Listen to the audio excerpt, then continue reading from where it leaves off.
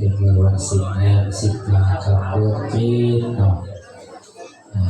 เป็นเมื่อสิบเดือนของเดือนจิตข้าวของการเวลาดำเนินเปลี่ยนไปเรื่อยๆคุณเป็นสมัยเขาว่าสมัยกับเดือนกับปีกับสิ่งทุกอย่างผมมีอย่างเดียวที่เดิมผมมีอย่างเดียวที่เก่าเวลามันเรียนเปลี่ยนไปมันก็จะต้องใช้เวลากับเอาในสังขารของคนเราต้องทำความแก่ความชราอะไรก็ไปเรื่อยๆเนาะแต่สิ่งนั้นเราบริบาลงานของเขาคำสา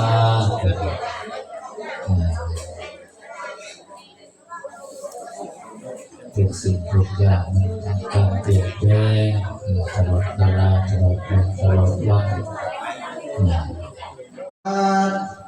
ภัตตาหารปัจจัยชัยทานที่พวกน้อยทั้งหลายได้พร้อมเพียงกันตกแต่งดีแล้วเป็นของท่านอันประเสริฐและบริสุทธิ์ถึงสุขความสิ้นไปแห่งอาสวะกิเลสเครื่องดองสันดานกล่าวคือพระนิพพานในอนาคตการเรื่องหน้านั้นเถิดสาธุสาธุพวกหมู่ขน้อยทั้งหลายมีครอบครัวเป็นสัญญามาสาธุโนพันเตภิกขุสังโฆอิมานิบินดีปตานิภัตตานิปัจจยทานานิปฏิคันหาตุอัมหากังทิขลตังหิตายะสุขายะข้าแต่พระสงฆ์ผู้เจริญพวกขน้อยทั้งหลายขอน้อมถวายเข้าบิณฑบาตภัตตาหารปัจจัยชัยทานและเครื่องบริวารทั้งหลายเหล่านี้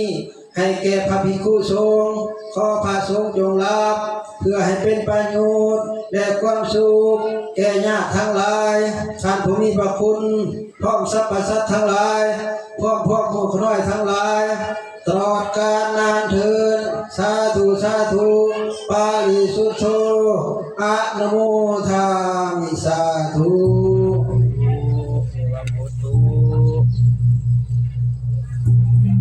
เด้อวันที่พักบ้านเนี่ยเขามาเด้อ